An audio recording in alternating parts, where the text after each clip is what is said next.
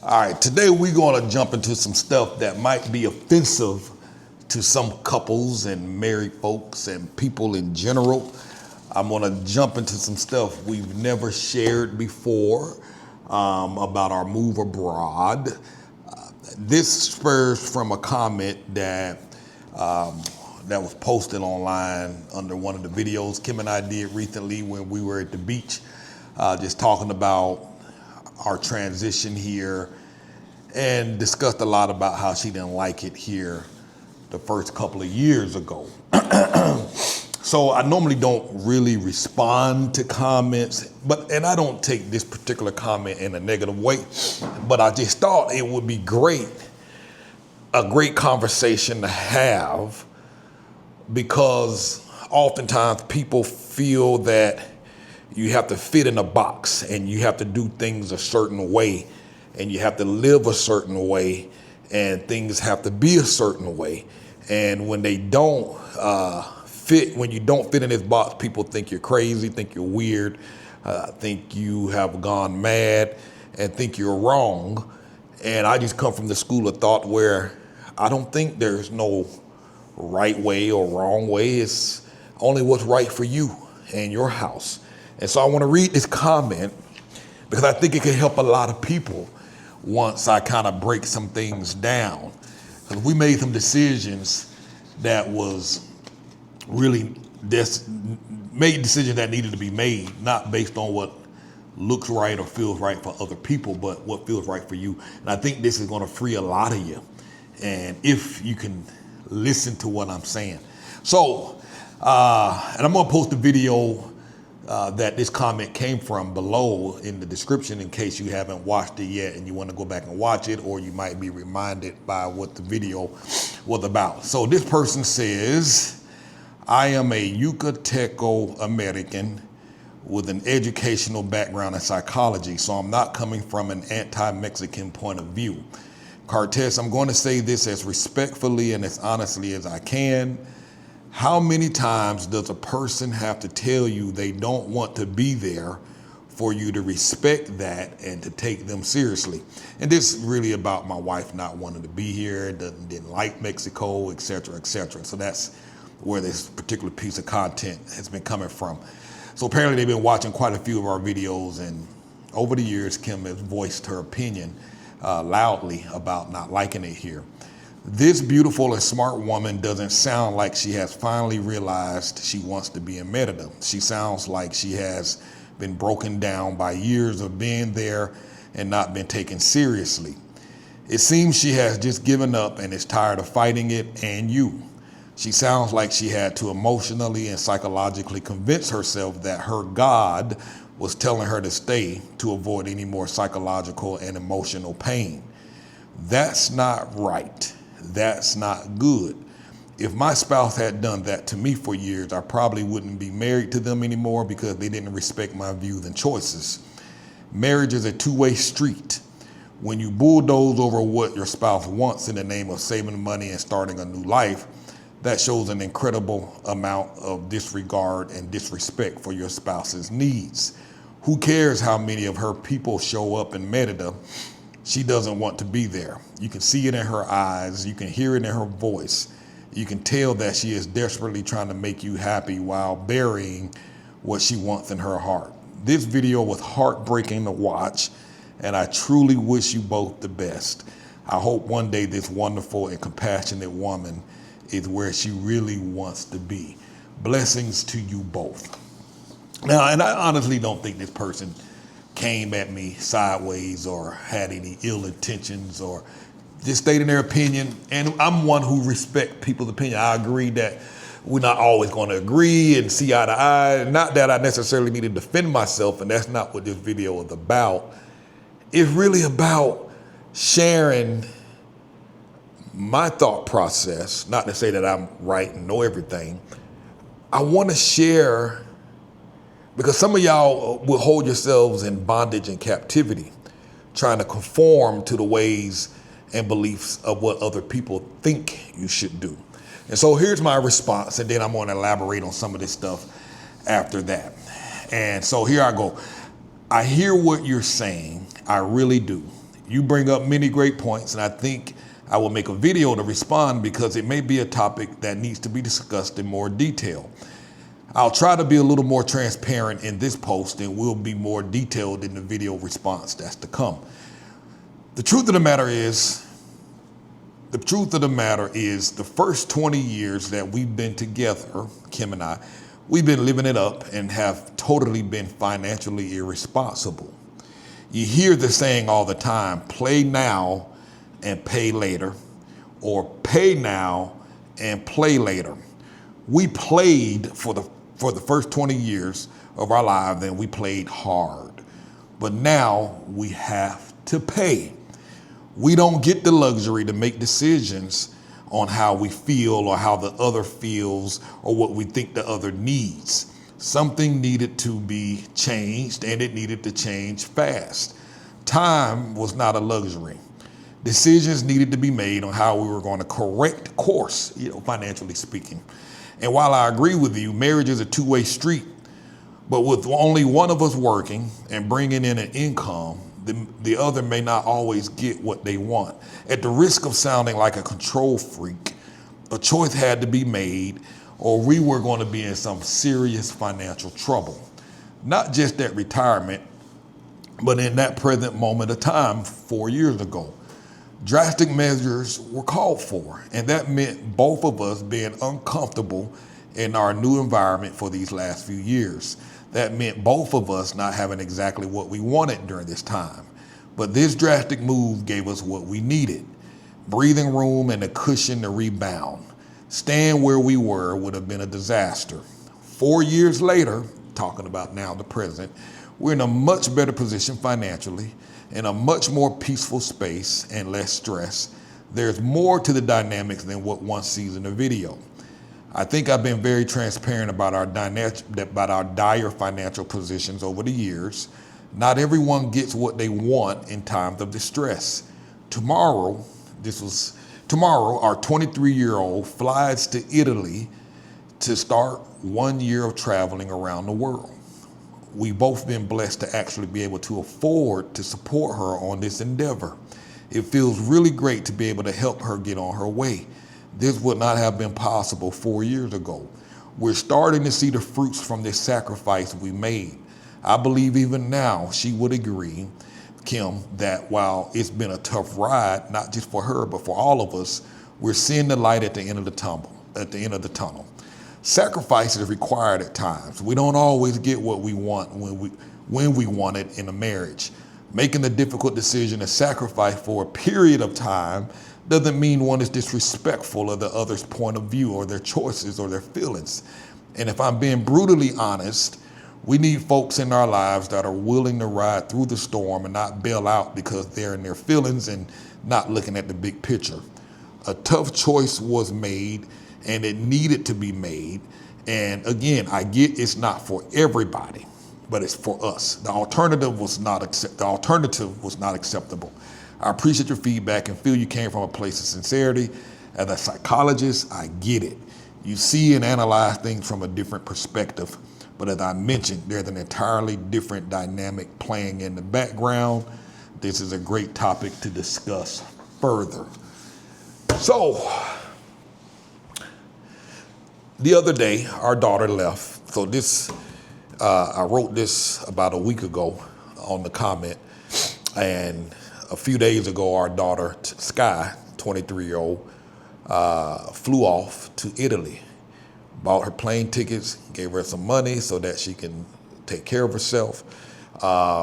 She's doing this World Packers program where she gets to travel to different places, do different work assignments, and in exchange she gets shelter and food, breakfast, lunch, and dinner, shelter, living arrangements, et cetera, et cetera. So, but she has to pay her way to get there, and any extra money where she wants to do stuff will have to come out of pocket. So Kim and I are so fortunate and excited at the fact that we were able to afford to send her off. Each of our children are different. Each of them have different needs. Each of them have different goals, different dreams. And to just be able to support that, it's a blessing. One that we would not have been able to do had we remained in the situation that we were in financially just 4 years ago. As I mentioned before, back in the past, there was a time I was making a boatload of money and we didn't save, we didn't invest. There's no 401k, there's no savings, there's no backup plan. We blew through the money, living it up lavishly, doing what we wanted to do during that time, traveling, going places, just balling, for lack of a better word. And because we weren't responsible, we had no cushion, we had no savings, no backup money to just do whatever we wanted. And so those are the reality. And a decision needed to be made, how we were going to correct this course. And there were a lot of things that we didn't agree on. And you know, as a married couple, head of the household, a decision needed to be made. Now, sometimes I get it. Some people in relationships feel that you need to negotiate some things and come to an agreement. But there are some things that you just can't come to an agreement on, and sometimes the choice just has to be made. And so a choice was made. And I know that might offend some folks, but you know, this was for a period of time. This wasn't necessarily meant forever. However, after getting here, it's like, okay, well, doesn't make sense to go back to the States. And that may mean we may go to other countries and live somewhere else later on as our younger two children get off and get going on their way. Because right now, technically, this is their home. This is what they know. This is where they started to make friends. And Haley's looking at starting college. And so we might be here for a little while longer because it's not about us. It's not about our feelings. Our kids are making a base here, and you know, so new decisions are being made. Our decisions are transforming by the day. This is not one of those things where you get to say, oh, because I don't like what you did or what you feel or what you think, and I'm going to leave you. Wouldn't want that type of spouse in the first place. And if somebody is ready to leave or bounce out because they in their feelings on practical decisions that are necessary, I say bye-bye. You know, I know it sounds harsh, but I don't want us to be living with our adult children who are just trying to get their lives started and figure things out for themselves and for their family because we couldn't get our financial house in order. I didn't want to be that. I didn't want to be the person relying on government assistance to take care of us, because statistics indicate, I can't remember the number, I used to know the number, somewhere like over 70%, 80% of retired adults will be dependent on the government or their adult children for assistance. And for me, that's just not acceptable. So it's like, fix it now, work it out, figure it out, let's get drastic. Because the other alternative was, and here's the fact of the matter, when we started looking at cutting our finances and cutting our monthly living expenses, our rent that we were paying, it was like, okay, we went looking at houses in neighborhoods that fell in the range that we started chopping our numbers in, and we was like, oh, hell no, we ain't gonna be living over there like that. Ain't used to living like that, and ain't gonna try and live like that and live in these neighborhoods where it's a little more dangerous. Never lived like that before, it wasn't gonna start. So that was the alternative, and so it was like, and she would tell you, she's like, no, I ain't living out there like that. So guess what? Looked at some countries. Colombia was top of the list. Unfortunately, the crime had gotten pretty bad. So Mexico found this out by accident, and very safe city. So it was like, okay, we're gonna err on the side of caution. We got daughters. Marital, second safest city in all of North America, which is Canada, United States, and Mexico. So it was like, we'll err on this side of caution. And if we're gonna be living abroad, let's live in a place like that, that's super safe, and while we figure it out. So again, anybody got a problem with that, I don't need them on the team. They free to go. Dismissed. And I'm not saying that in a sarcastic way. But like I said, wouldn't want a spouse like that anyway, who would leave. Because again, there are gonna be times and ups and downs in a relationship. And if you're ready to go, it's wasn't meant to be in the first place. So, and I'll tell you this,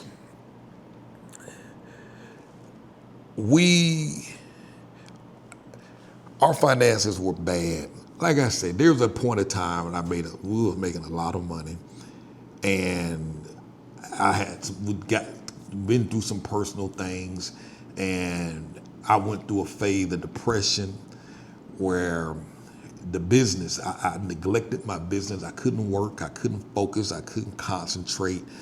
And the business was here, and it just started to slowly go down due to the neglect that I gave it. I neglected the business. I couldn't concentrate, I couldn't focus. I was in this slump, and I never understood what depression was until it came to my front door. Hear people talk about it all, I just snap out of it, just get out of it. It's always easy when you see it on the other side, but when it comes to your front door, you just don't get it. But fortunately, I had a business model that allowed us to live very well for a few years. I was able to neglect my business for a few years, and it allowed us to continue to live. So, for example, again, not bragging, just giving some examples. Lived in a 7,000 square foot home in Georgia, Brazelton. Stayed there. As the business started going down, we had to downsize. So, what does downsizing look like? What did downsizing look like for us? Moving out of this big giant house in Georgia, moving to Amelia Island in Florida, which is a resort town. Moved down to about a 3,500 square foot house on Amelia Island, which some folks might be like, was that really a downgrade? It was, because I found a great deal on the house and was able to save a lot of money. And so we were able to maintain that standard of living. Well, it wasn't a standard of living because, again, we downgraded, but just so happened to pick a great place to live. Kids went to school there for about 4 years, had them in private school. And then again, I still neglected the business. The neglect started in Georgia, neglected the business. So after staying in Amelia Island for about 4 or 5 years, had to downsize from that place to a place in Greenville, South Carolina, down to a 2-bedroom apartment. And the kids would tell you, it was a 2-bedroom apartment with roaches. So now this is a span of years now. Like I say, great business model. And basically my business model, I'll say this briefly, I created online courses that I created years ago that continue to pay me revenue. And I also help other businesses and other people create online courses, and I took a percentage of their sales. And so I was able to live off of all of that. So, and I was really good at helping people put courses together. So coming down from Georgia to Florida, now Greenville, South Carolina, to a 2-bedroom apartment with roaches, coming from a place where all the kids always had their own room. Now they're having to share a bedroom. And it was just humiliating. Now I was just in this slump. I was just like, oh my God. Kids complaining, kids whining, not able to give them what they wanted. The other daughter who had just recently graduated high school from Florida, now on her own, needing help with a car. I couldn't help her financially get a car. I was just broke and just barely getting by, barely making any money. And so, and it was just getting grimmer and grimmer and grimmer. This was right about downtime during the pandemic. Business started slowing down worldwide. And so the income that I was making now started to kind of, instead of coming down on a slight incline, started to go down like this. And so it was like, oh my God, I could barely pay rent. I missed rent payments a few times. My car payment was late. I was struggling to keep that afloat because the math just wasn't mathing. And so it was like, man, we gotta do something. We gotta do something. And so during this time, I've been a business owner for 20 plus years. So PPP loans came out. I qualified for some money, legitimately. I qualified for some money, got about $20,000, and it was like, okay, I'm making about $1,500, $2,000 a month now. Is what I still have steady coming in. Without, again, I just totally neglected my business all these years. I didn't do nothing, absolutely nothing, no management whatsoever. But I was still collecting about $2,000. And every now and again, I get a little project, a lump sum from somebody. Hey, can I talk to you on the phone for a consultation? $500, and just give advice. And so that would be a nice little lump in that, which was a lot of money at the time when you're only making $1,500, $2,000 a month. So I got my little PPP loan. I was like, I got one shot to make this work. And it was like everybody else taking their money, going out buying televisions, everybody taking their money, going out buying cars, everybody taking their money, trying to shine and buy clothes. I took that money and it's like, we out.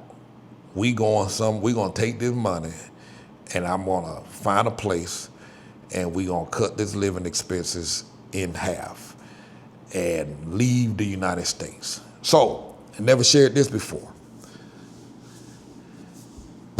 I was struggling to pay my car note. Once I left the country, left the U.S., I got on the phone, called the car dealership and said, your car is in such and such parking lot. That car note immediately went away.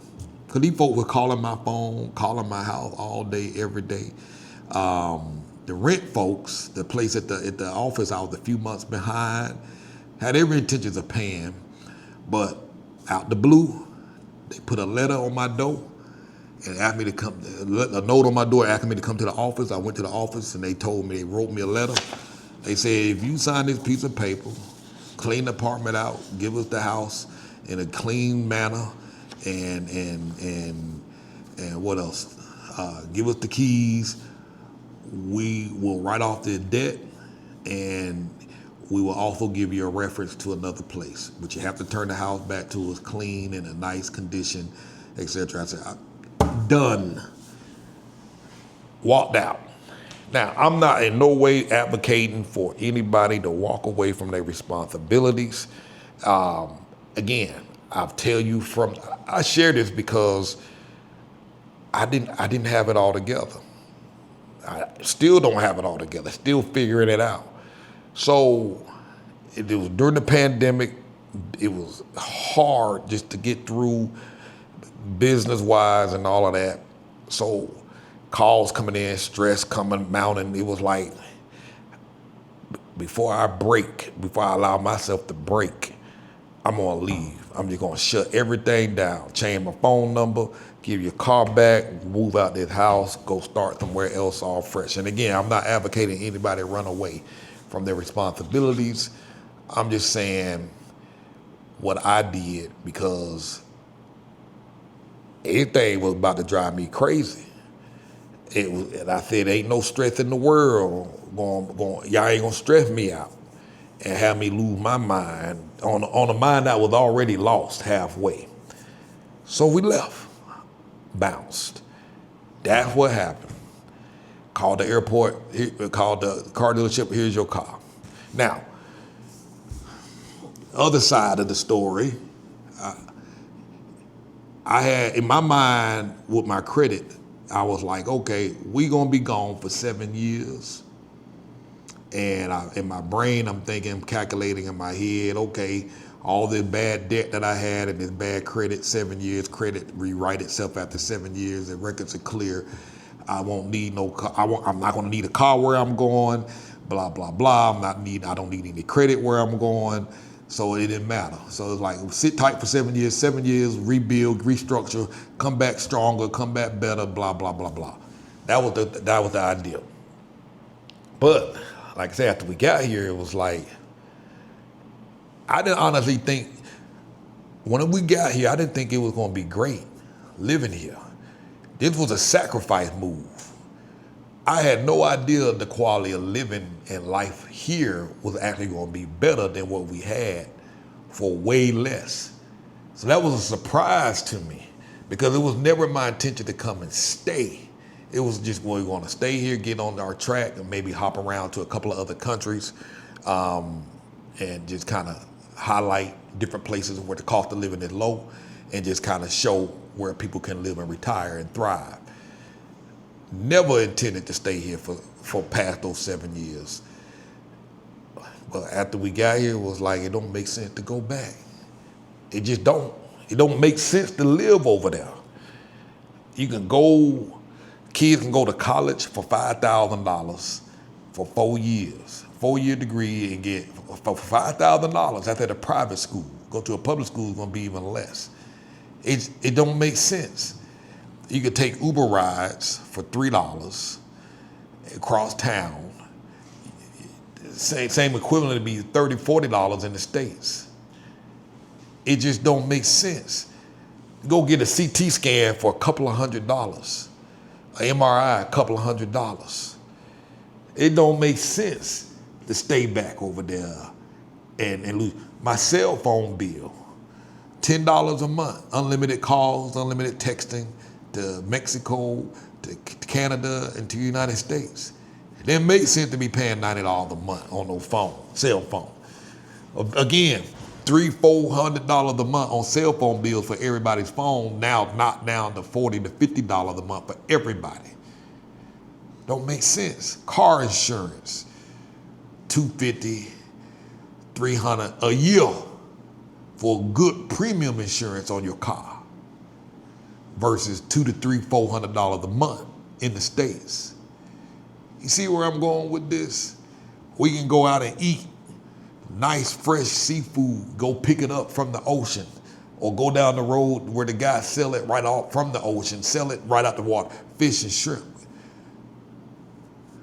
Don't make sense. It's like, I go to the movies, 3 of us, $6.96 for 3 of us total, watching a brand new release movie in English, and add popcorn, 2 jumbo sodas, 2 bigger things of candy, 2 hot dogs, $10 total. Don't make sense. The safety factor, just unbelievable. It's almost impossible to imagine. Rent, $500 a month, $525 a month. You know what I mean? I'm living in this big giant house right now. We're paying about $750 a month. It don't make sense. Now, it took us a few years to get our finances in order because right now we just getting it together. For the first time ever, we're more financially comfortable than we've ever been.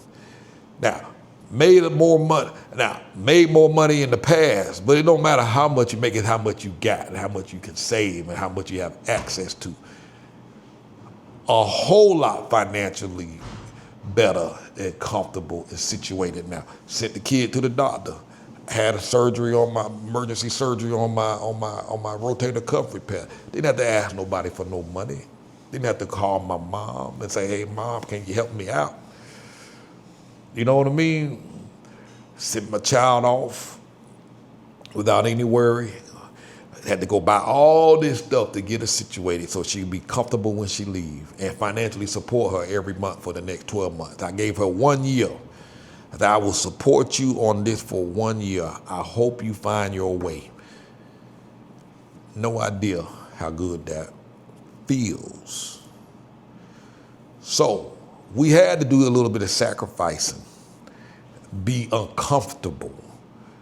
It doesn't mean you disregard you have no respect for your spouse's feelings because you don't agree on how something should be done. Let me tell you one thing. Like I say, there is no right way or wrong way. The only way is what works for you. And Kim will tell you this, and she wants to respond to this as well. So we'll probably make another video together. Kim will tell you this. Kim will tell you this. She knows I'm an entrepreneur. She knows I have severe ADD. God knows I have drugged these folks, this household around the world with these wild ideas and expectations. A lot of this stuff I just can't help, can't control it. And I'm not making excuses. My ADD is severe. They will tell you how severe it was.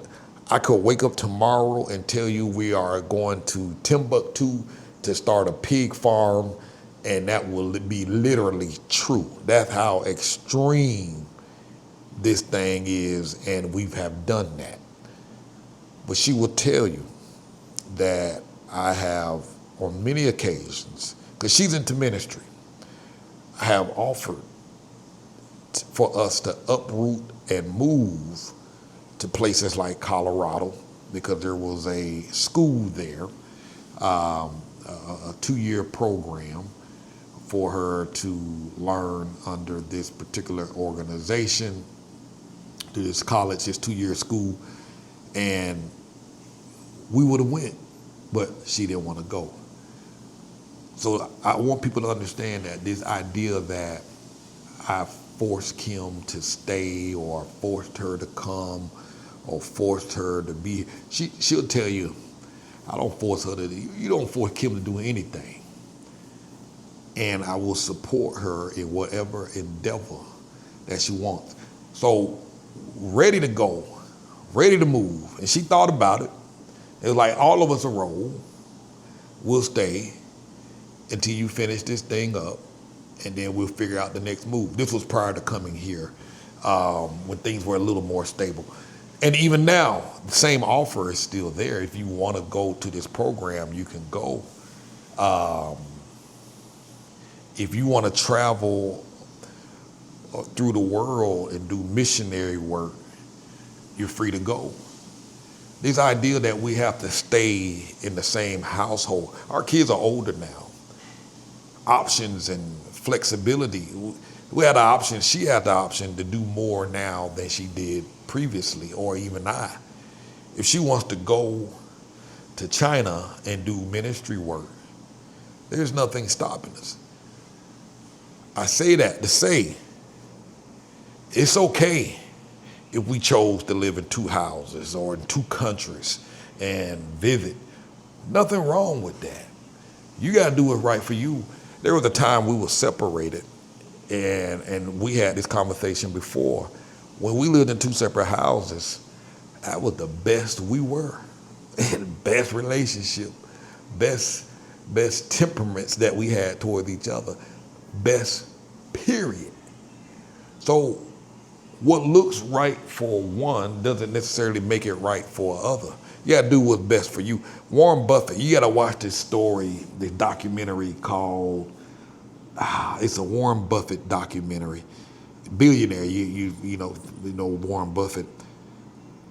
Him and his wife lived in 2 separate states, 2 separate houses, and it went off the rails a little bit, where she ended up putting her own friend in the house and said, hey, I know he can't take care of himself, so I'm gonna have my best friend live with him, take care of him. And then I think they got romantically involved, and the wife was completely fine with that. She lived off somewhere else. She ended up dying of cancer later, but she knew her husband couldn't take care of himself, and he didn't have the capacity to be trying to run a household by himself. Now, these are billionaires,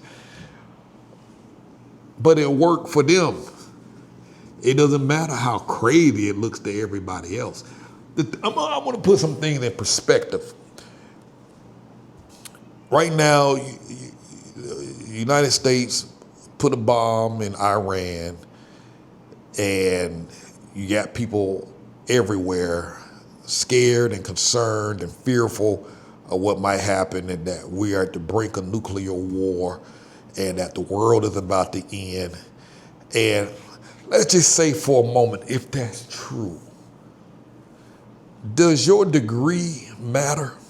Does the amount of money you have matter?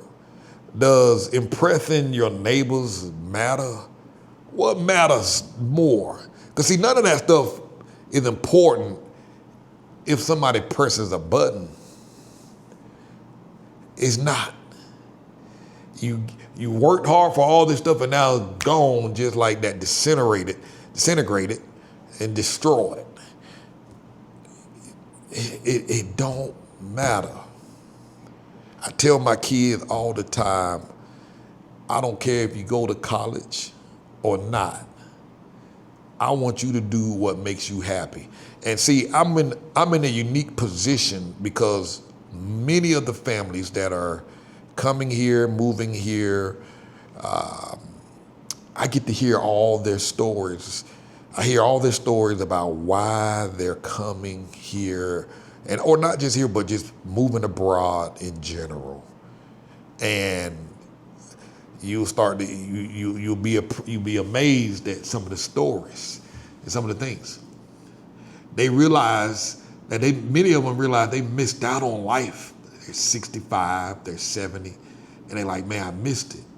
I only got a good 10, 15 years left, Cortez. My body's broken, and some saying I wish I could come, but I can't because my body's broken. I'm too old. I can't take care of myself, and they regret missing it. They're at the end of their career, and it's like, I'm at the end of the career, and it's nothing. The world has my work world has continued to go on without me. They replaced me with other people. I wasn't that important. I wasn't that significant. I was replaceable. And it hurt a lot of these folks' feelings that they worked 40, 50 years for a system. And many are like me. They worked all these years and don't got nothing to show for it. And now they're like, pfft. That's why I say in the moment that I do this stuff, that stuff that I'm sharing with y'all, in this moment for the last several years, I've been passionate about this project, passionate about getting the word out, letting people know, making people aware that there's options. There's gonna come a day where this passion is gone, because right now, for me, this is not work. I love talking about it. I love sharing. I don't feel work. I had a client with me the other day and they was like, man, I get the impression that this is just something you just genuinely love to do. And because I have ADD, it's excellent because I'm meeting people every day, different people doing 30 different things every day. There's nothing the same. There's not a day that's the same. So I thrive in that environment. I thrive in chaos. And so in this moment, I'm totally passionate, which is why now I'm trying to put together a team to turn this into a machine, a system where this could eventually run without me, because I still want others to know and be aware that they have an option. But I know my interest is limited. It could be another 2 years or a year before I move on to something else. And I may even move away from Marital. We may move. The next spot, Kim may get to say, hey, let's move to such and such. Wherever we go, I'll have my thing there. You know what I mean? But the primary focus of business, primary business was to get our financial house in order and get things prepped and ready, so that we'd be in a better place, comfortable place by the time we hit 65 years old. Actually, by the time we hit 60. Don't want to wait to 65. But look like we are ahead of schedule. Got off to a rocky start. You got to have a plan. And even with a plan, we faltered, made mistakes, but we kept trying to get back on the plan, jump back on the plan, which is why if you don't have a plan, you need to sign up for our academy, Thrive Abroad Academy, at the website, moveabroadandthrive.com. Sign up for the academy. Because each time we fell off, we got back up, tried to get back on track, got back on track. And finally, after a couple of years of stumbling, we are better off. Same decision would have made it, would not have changed anything, because this is working for us. And so Kim is not succumbing to me because she's finally broken down or beat down or whatever. Kim is doing her ministry work full time now, something that wouldn't have been possible in the States during that time. And she had all the time in the world to figure things out and find herself, and has no pushback from me. I'm more believe it or not, I'm more lackadaisical than it may appear on video. There have been plenty of times I'll be working in my businesses back in the day, and Kim will be like, hey, we need to go buy a new car. And I'll be like, go get one.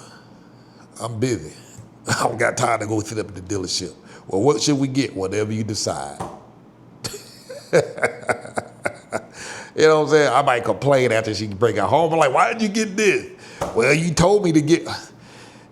And most of the time, I just be messing with her. But that's the kind of relationship we had and have over these 26, 27 plus years. A lot of things. Moving to a city, moving to another town. I remember we moved to North Carolina. It was like, well, where are we gonna live? I don't know. You go find it. She come back. I found us a house in North Carolina, in Harrisburg, North Carolina, big, giant, beautiful house. I didn't feel I needed to go. I felt confident that she could handle it on her own. But that's what we do. Again, my dad used to get on my case. Why you let that woman go up there and buy that car by herself? They gonna take, man, that's a grown woman. You know what I'm saying? And I get it. It might not work for you, but it worked well for us. And if you are contemplating a move abroad and you need to get your finances together, for me, this was not a luxury thing. It was a thing that needed to be done. Because like I said, when the decision was made to move here, didn't think we was coming here to live in luxury. I felt we would have better living accommodations, but I didn't think the quality of life was just gonna be so superb like it is. I did not see that coming. I was like, okay, we get there, we'll survive for 7 years and we'll be out. So make choices that work for you. Don't have to make sense for anybody but you. And it may not make sense for you as a couple. But sometimes I say this, sometimes you just have to make a decision and roll on it and trust that things will work itself out. And your spouse may not be on board 100%, but hey, again, have that frank conversation, have that discussion. I oftentimes get people calling me and say, well, I'm trying to convince my husband. And they just keep making plans. Just keep making the plans, make a few trips, bring him down. He may not come on the first few trips, but keep coming to check it out. And one day he gonna hop on a plane and go with you to see what it's about. And just keep making the plan. Show them the numbers. Show them the benefit.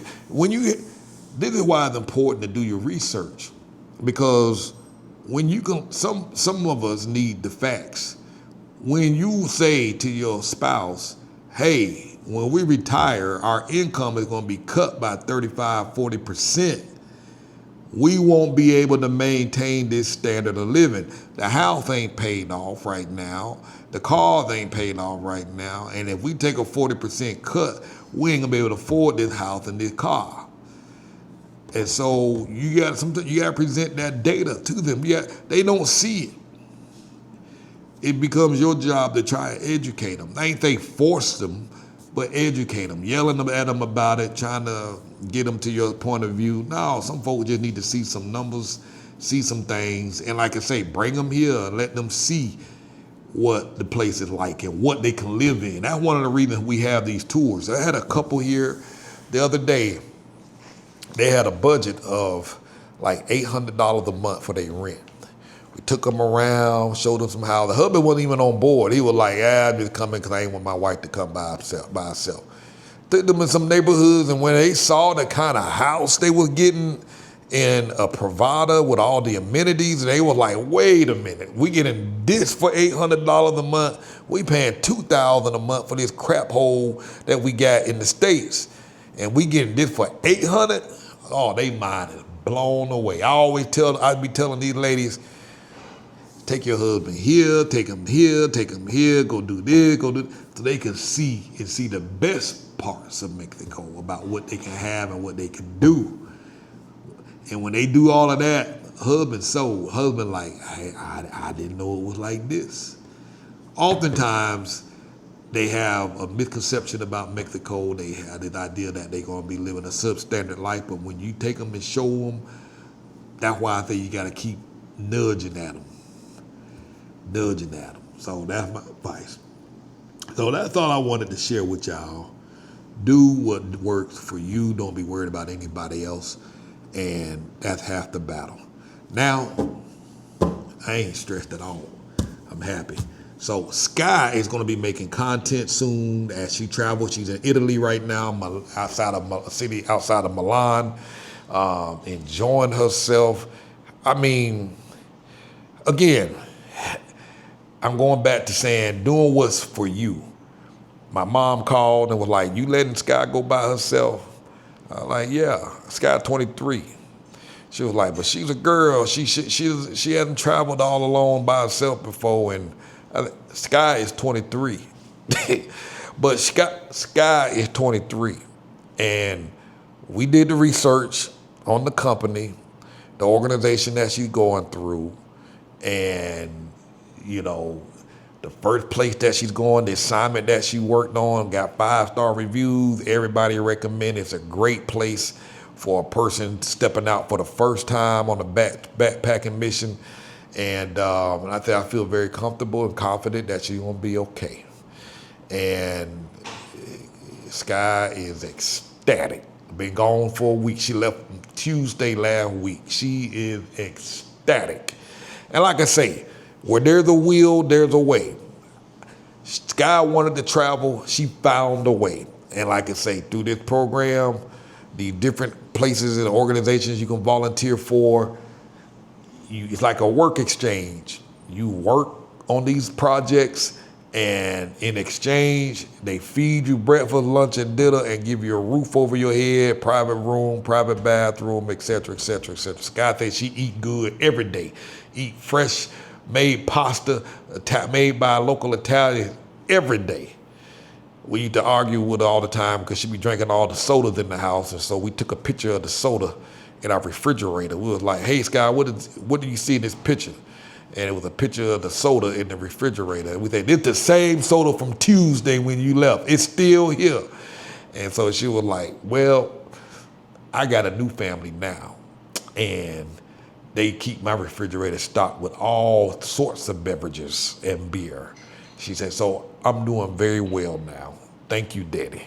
She's a morning person now. Oh, is that what she said? Yeah, she's turning into a morning person now. And Charlie in the background said, Sky had called her and told her, oh my God, I'm a morning person now. Because Sky would sleep all day and get up at night like a doggone vampire.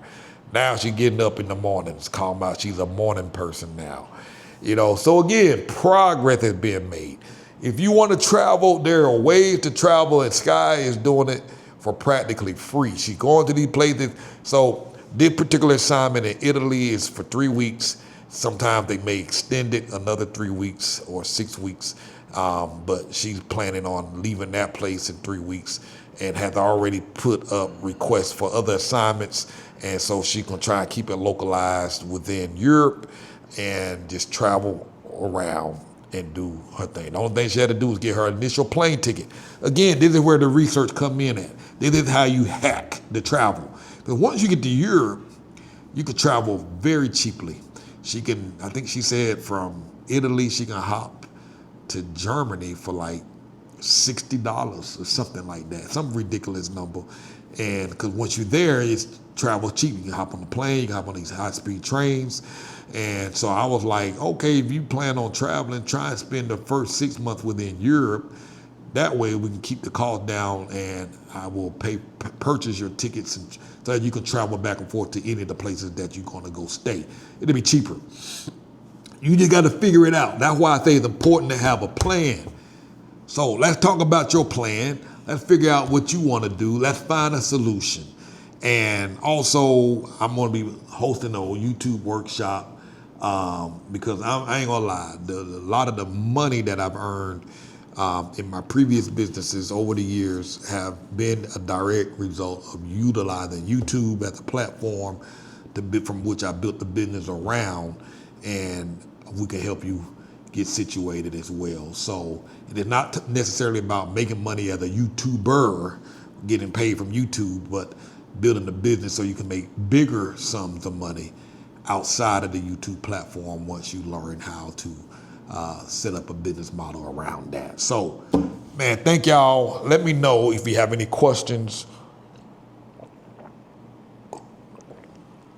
If you find our content helpful and useful, consider joining our VIP membership on the website, moveabroadandthrive.com. The Backpackers program, I'm going to put this program that Sky's in. I'm going to interview her probably next week for our VIP members, where she can kind of share her experience, share how it works. I don't want to put any information out about it because I want her to share it herself and explain how it works and what she's doing and show you where she's at. So I'm going to try and get her on. If you're interested in that, hop in the VIP. We'll talk to her live. You can ask questions to her. I'm going to see if I can get that up within the next week or two. So thanks for watching. Have a wonderful day.